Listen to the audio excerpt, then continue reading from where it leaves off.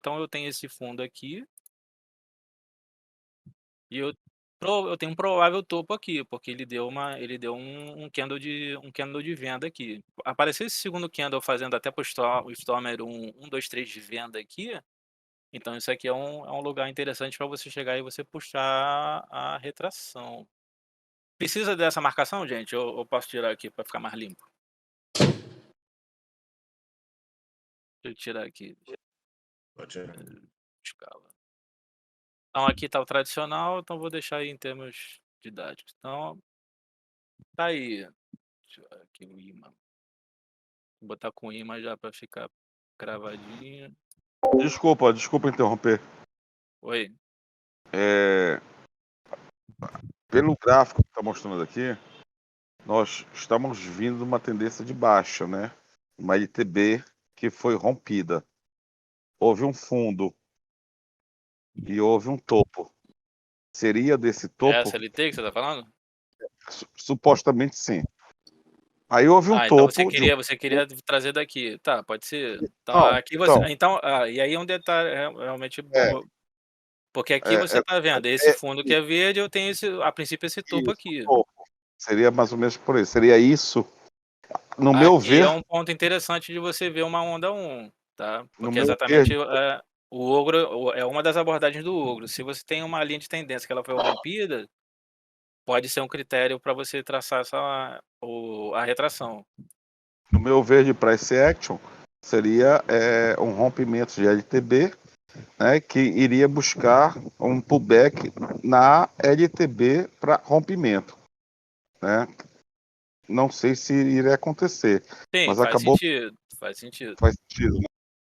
Então, assim, até dentro dessa abordagem, ó, eu tenho esses topos aqui, que ele foi rompido, mas que aqui como vamos ignorar que seja diário, né, independente de qual time frame, mas até antes de ter esse fibo, né, porque aqui a gente já tá vendo o negócio já completo, né, então fica teoricamente fica bem mais fácil de você analisar.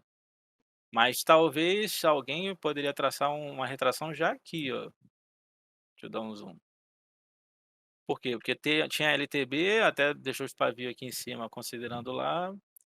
Se eu for ajustar LT, aí tem quem ajuste, tem quem não ajuste LT, né, aí já é outra aula. Mas se eu ajustar a linha de tendência, tu vê que ele deixou ele fez um inside bar ali em cima da LT, então aqui eu tenho essa onda aqui só de alta, tá claro aqui. Mas deixou um inside bar e ele já ganhou força de novo para subir, tá, então mas esse fundo aqui, para eu caracterizar isso aqui como onda 2, eu não vejo como onda 2, porque você está considerando o quê? Eu tenho 3, 4, 5, 6, 7. Eu tenho 8 candles aqui, os bichos brabo indo para alta, nenhuma força de vendedor aparecendo. Quando ele apareceu, ele só foi um inside bar que já foi estourado para cima, já ignoraram ele. Então lembra de tamanho e proporção de movimento? Se eu pensar nisso aqui, daqui para cá, né, se eu pensar nessa onda aqui, eu esperaria isso aqui depois, que até foi praticamente isso daqui. Mas e aqui eu tenho um exemplo também que a retração, ela nem considerando que isso aqui foi uma retração do movimento, ele nem chegou em 38,2, aí entra até num tópico que até o Charlão bate na tecla, né, se você tem uma onda 2 que ela nem chega em 38,2, na verdade a força a força é muito grande, e esse movimento é explosivo, né, mas isso aqui não é o normal. Com base nessa onda aqui. Só que como topo aqui, eu tenho um topo bem claro? Sinceramente não muito. Aqui nessa parte aqui já ficou um pouco mais claro. Ele já retraiu mais. Aqui, por exemplo, onde vai ficar aqui em vermelho aqui, também tem um topo mais relevante. Tanto é que tem um exemplo aqui anterior também, né. Topão claro é isso, quando você tem o candle isolado e você já tem um triângulo, né, pensando como se você pensar como se fosse as chavinhas, né. Pensando nesse esqueminha aqui, eu tenho 1, 2, 3 de venda aqui, 1, 2, 3 de venda. Então, primeiro pré-requisito para você ter uma retração bem definida, ou então se você vai ter uma área de respiro, né, dessa onda definida, é você ter esse topo definido. Tu vê que aqui em cima desse candle que tá, ele ignorou essa onda aqui, essa onda 1 ela tá acontecendo ainda. Aqui ela respirou um pouco, aí você viria, ajustaria essa retração de novo, tá para cá. Mas ele caiu abaixo de 38 e continuou, então iria um pouquinho mais para a direita. Aí ali eu já tenho um respiro maior, aqui ó. Então tem gente que, por exemplo, traria lá do fundo até esse topo aqui, esse topinho aqui, então ficou definido. E olha que interessante, olha onde que o safado respirou, cravado, aí o ogro adora falar isso, né, cravado em 50%. Foi aonde eu imaginei. Tá aqui 118, 424, ele cravou aqui. Aí a pergunta é, até onde ele pode ir? Aí entra no esquema das projeções, aí você vê qual que você fica mais à vontade. Você pode pegar daqui do fundo, deixar para cá e trazer aqui, só calibrar esse aqui mesmo. Ou eu posso pegar espelhado, posso pegar a projeção espelhada. No final aqui desse aqui e jogar aqui para cima. E aí eu dou 2 cliques aqui, tá? Então eu tenho as 2 projeções. Ô, Mutre, Oi. considerando lá o que o Charlão sempre falou, né, nas aulas que a gente assistiu, essa primeira pernada, essa onda 1, então ela teria realmente que ter aí de 13 a 17 velas no mínimo, né? Pois é. Que ele apresenta uma projeção mais. Esse exemplo que você usou aí, ele dá 3 pontos de onda 1. Só que se a gente considerar essa onda 1 inteira, somando esses 3 pontos aí, a gente vê que essa retração ela deu muito mais certo. Então é um ponto importante para a gente entender como traçar o FIBO, considerando mais velas e vendo que a retração a gente precisa que ela venha para ser uma retração saudável, para a gente traçar uma FIBO com mais assertividade, que essa retração venha ou no 31 ou no 38 ou no 50 ou no 61, que é o caso aí 50%. Né? Isso. E aí, na estatística, eu já te adianto que 75% das vezes ela vai ficar entre 50 e 61, tá? Então, de uns tempos para cá, eu meio que ignoro o 38,2, essa linha, essa outra linha aqui. Eu deixei a nível de exemplo, eu vou até botar como eu uso hoje em dia, e é como eu posto nos estudos lá. Eu venho aqui em níveis, eu tiro 0, tiro 38, tiro 100.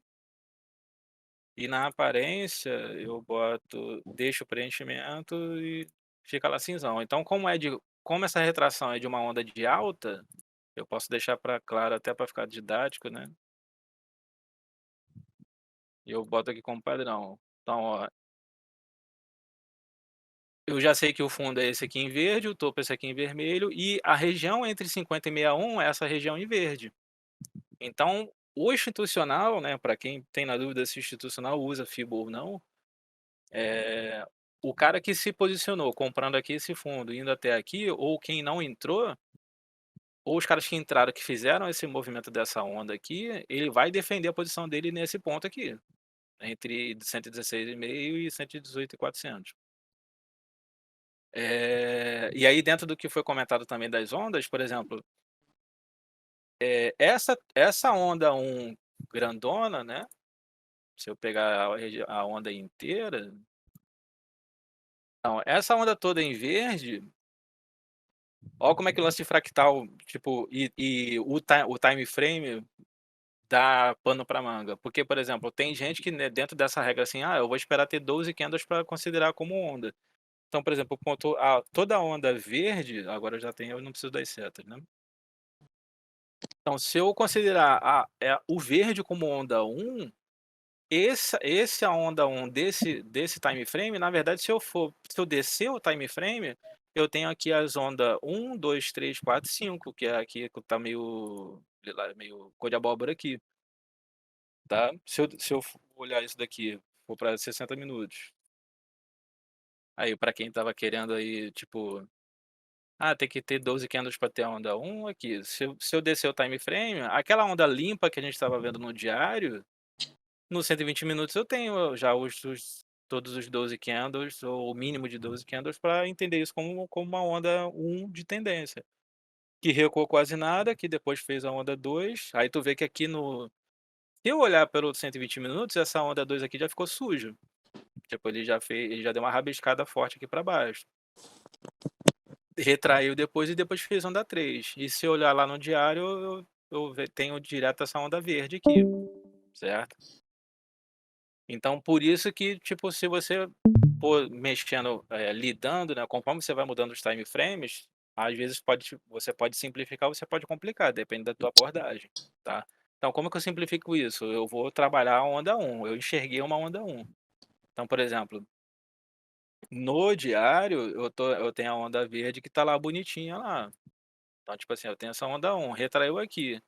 Teve gente que comprou direto quando ele bateu não sei quanto por cento, teve gente que já comprou. E quando o cara comprou ali, deu 6%, 7.000 pontos em 3 dias. E o cara já botando como alvo, por exemplo, o topo anterior, já deu missão cumprida.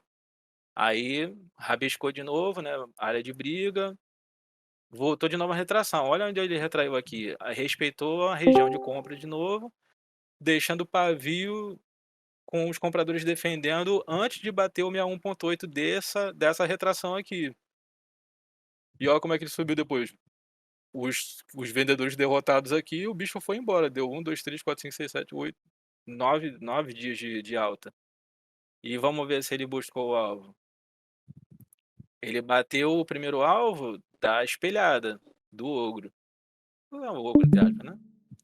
Mas esta onda aqui espelhada, ele bateu aqui. Se eu for pegar a projeção dessa nova onda de retração aqui, ele bateu no primeiro e não chegou aí no segundo. Se for. Aí eu tô lembrando do Hugo, né? Que fica procurando se ele cravou ou não. Mas a estatística de alvo, se ele já vai no primeiro alvo, na linha verde, para ele já é trade bem sucedido, tá? Às vezes ele pode seguir no segundo alvo e terceiro, mas aí já vem do teu estudo do que tá na parte do lado esquerdo do gráfico, tá? Então se você já viu que ele já fez a onda 5 aqui, ele fez a princípio até um ABC aqui nessa onda aqui.